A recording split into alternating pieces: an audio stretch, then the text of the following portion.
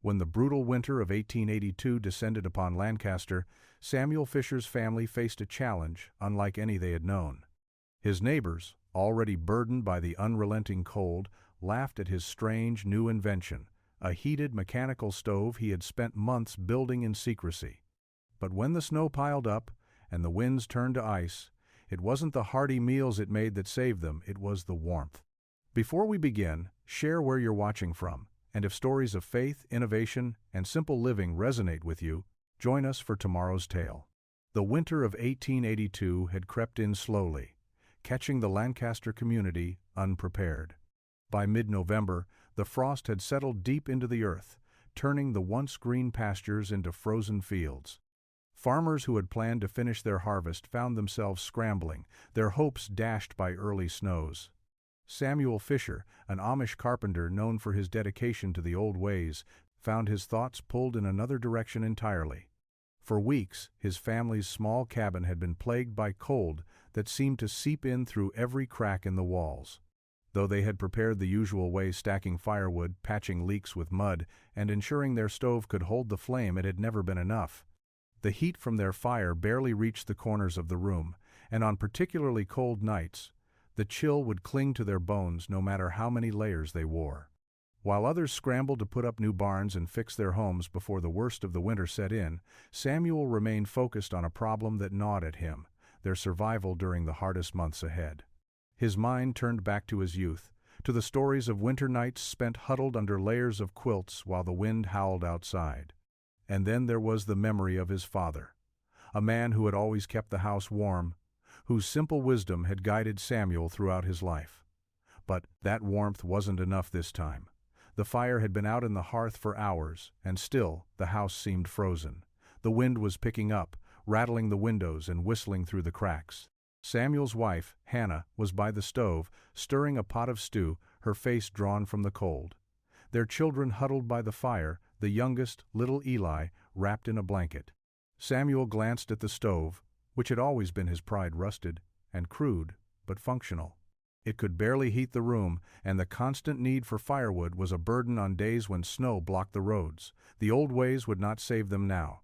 He had to make a choice. Pulling on his worn coat, Samuel stepped outside. The biting wind stung his face, and the snow was thick enough to make the landscape seem ghostly. He trudged toward his workshop, where the tools of his craft lay waiting. Inside, the warmth of the forge greeted him. The time had come. Samuel had spent the summer building something his neighbors had called foolish, a stove, not just for heat, but one that could regulate itself using the principles of mechanics and heat in ways no one in Lancaster had seen. With careful, deliberate hands, Samuel set to work, tweaking the gears of the machine, testing each part. His breath came in labored gasps, but his heart beat steady. The furnace groaned as it powered up, the iron pipes hissing to life. A new kind of warmth filled the air, and Samuel allowed himself a moment to stand back and breathe in the scent of wood and iron, a new hope in the making. The time for waiting was over. By the time the sun set on the first day of December, the snow was deep, and the temperature had dropped to an unbearable low. Samuel knew the storm was just beginning. His new stove had run for several hours now, filling the small cabin with heat, but the real test would come through the night. Would it last through the coldest hours, when the winds were at their fiercest? Hannah stirred in her chair, watching as the stove flickered with life. Samuel joined her at the hearth, his mind still spinning with the possibilities of his creation. He had only tested it briefly, but already the results seemed promising. If the stove could hold its heat, if it could regulate itself through the night, then his family would finally be safe. As the evening wore on, Samuel noticed the subtle change. The warmth inside their cabin felt different, softer, steadier. The draft from the walls had lessened. The fire crackled, but it didn't consume the room. It was as though the stove was absorbing the cold, controlling it in a way that the family's old stove never had. The clatter of the wind outside seemed distant now, muffled by the thick walls and the steady heat that began to settle into the very bones of the house. The children no longer shivered in front of the stove. Hannah moved comfortably through the house, setting the table for supper. She too felt the change, but she said nothing, trusting Samuel's work without question. She had seen his steady hands and his quiet determination over the years. If anyone could find a way to survive this winter, it was Samuel. As the night fell deeper into stillness, the snow continued to accumulate outside, but the Fisher home remained warm. It was a quiet victory, not one of triumph or celebration, but the kind of quiet pride that fills a father's heart when his family is safe, when the world outside can throw all it has at them and still, in their small house, there will be warmth. Samuel Fisher had done what he set out to do, not with a promise of glory or recognition, but with the steady hand of faith in his work, his family, and the land. As the wind howled against the windows and the snow piled high outside, Samuel allowed himself to sit back in his chair, just for a moment. He let his tired hands rest on his lap and looked around at his family. The storm outside was relentless, but inside, they were warm, they were safe, and they were together. For the first time, Samuel allowed himself the luxury of peace.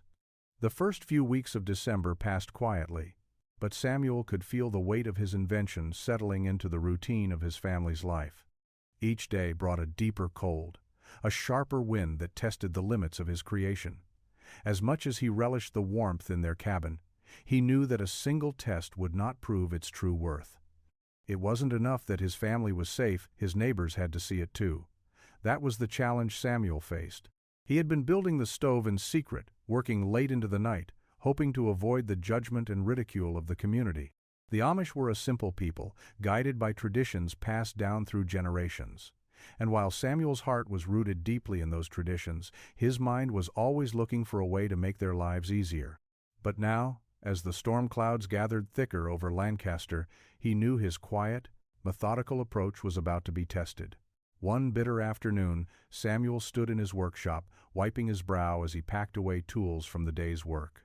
He was just about to head back inside when a familiar voice called out, "Samuel, you out here?" It was Eli, his neighbor, who had often worked alongside him in the fields. Eli's words had a sharp edge to them, a mix of curiosity and skepticism. "Just finishing," Samuel replied, stepping out into the cold. Eli stood by the edge of the workshop, looking at the plumes of smoke rising from the stovepipe of Samuel's cabin. His eyes narrowed, and he crossed his arms. "Your furnace is working well, I see," Eli said, but there was no warmth in his tone. Samuel nodded. "It's keeping the house warm, better than we've had in years." Eli didn't respond right away, just studied the smoke rising from the chimney as if it were something to be dissected. "I don't know, Samuel. I heard the others talking. They think it's a waste of time and lumber. They say you're making yourself a fool with all that iron and copper when a simple stove would have sufficed." Samuel's jaw tightened, but he stayed calm. "I've built it to last. I don't think it's a waste." Eli looked at Samuel, his eyes softening just a touch. "But what if it doesn't work, eh? What if all this? It doesn't hold up to a real storm? A long winter?" He gestured to the swirling snowflakes around them, the wind biting through their coats. "You could have spent that time helping with the barn, or getting ready for next season. Instead, you've built something no one's ever asked for." Samuel knew the doubt in Eli's voice wasn't just about the stove. It was about change itself. The old ways were familiar. They had been good enough for his ancestors, and they would be good enough for future generations. The idea of something new, something untested, stirred fear in Eli, and in many of the neighbors who had heard the whispers about Samuel's invention. "Maybe I am a fool," Samuel said quietly. "But what if I'm not? What if this is the only thing that keeps us alive when the worst of the winter comes?" Eli didn't answer immediately. He just shook his head, turning toward the road as if he had heard enough. Samuel stood there for a moment, watching him leave. He knew his friend didn't understand, and maybe never would. But Samuel was not building the stove for their approval. He was building it for his family. The winter deepened over the next few weeks, with each new storm worse than the last. The snow buried roads and blocked the few trails that connected Lancaster to the outside world. The air grew so cold that even the trees seemed to stand still, their branches heavy with ice. As the storm raged on, Samuel's cabin remained a sanctuary, a place of warmth, a rare gift in a world turned to ice. On the night before Christmas Eve, the storm reached its peak. Wind howled through the cracks in the barn, and the snow piled high against the walls of the cabin. Samuel sat by the stove, watching the flames flicker and dance. The heat from the stove was steady now, the temperature inside a constant warmth that wrapped around his family like a comforting blanket. It was a small miracle, and one Samuel had prayed for, day after day. Hannah moved quietly around the cabin, preparing their humble meal. The children were quiet tonight, too distracted by the soft light of the fire, entranced by the warmth that filled their small home. For a moment, Samuel let himself simply enjoy the peace of the evening. The air inside was thick with the smell of fresh bread baking, the crackling of the fire, and the warmth that only his invention seemed to provide. But the peace was interrupted by a knock at the door. Samuel looked up, his heart skipping a beat. He knew who it would be. Opening the door, he was met by Eli, his face red from the cold, his hands shaking slightly from the freezing winds. Behind him stood his family, huddled together for warmth. Samuel's heart softened instantly, his fears giving way to concern. "Samuel," Eli said, his voice strained. "We've run out of firewood. The barn's already covered in snow, and the wind's tearing at the walls. The children, they can't sleep from the cold. Can we come in for a while?" Samuel didn't hesitate. He stepped aside to let Eli and his family inside.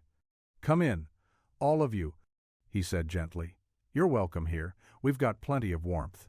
As they entered the cabin, the children huddled around the stove, their eyes wide in wonder at the steady heat it provided. Eli sank down onto a bench near the hearth, looking exhausted, his expression unreadable. Samuel watched him carefully, waiting for the moment when the man would speak again. "You were right," Eli finally said, his voice low. "I didn't believe in your stove. Thought it was foolishness. But now, I see what you were trying to do. This thing of yours, it works. It's saving us." He looked up, meeting Samuel's gaze. "It's been a long winter already, and we've lost so much. I don't know what we would have done if you hadn't built this." Samuel nodded, his heart swelling with gratitude. This was why he had built it, not for pride, not for recognition, but because he had known deep down that they would need something more than what tradition alone could provide. He had built the stove not just for his family, but for everyone who needed it. As the family settled around the stove, Samuel felt a deep sense of peace. The storm raged outside, but inside his cabin, there was warmth, there was hope, and for the first time in weeks, Samuel could allow himself to believe that he had done the right thing. The furnace would not only warm his family, it would warm the hearts of others, too. The Christmas Eve storm might have taken so much from them, but it had also given them something far more precious, the Christmas understanding that survival, sometimes, requires innovation and faith in something bigger than tradition. By the end of winter, the storms had finally passed, and the world outside began to thaw. The snow that had blanketed Lancaster for months slowly retreated, leaving behind a landscape of frost-kissed trees and soft earth. Samuel Fisher's cabin, however, stood strong, a beacon of resilience in the harshest season. The neighbors, once skeptical of Samuel's invention, had come to trust the warmth it provided. Word spread through the community about how the stove had kept families safe through the long, brutal winter. Eli, who had once mocked Samuel, became one of the stove's most ardent supporters. He helped spread the word, telling anyone who would listen about the quiet miracle that had saved his family. In the spring, Samuel began to teach others how to build their own stoves, sharing his knowledge without hesitation. He had built his invention not for profit or glory, but for survival, and in doing so, he had built a legacy that would last far beyond the winter. As the last of the snow melted and the first flowers bloomed, Samuel stood by his cabin, looking out at the fertile land, knowing that the warmth of faith, family, and ingenuity would carry them through many more winters to come.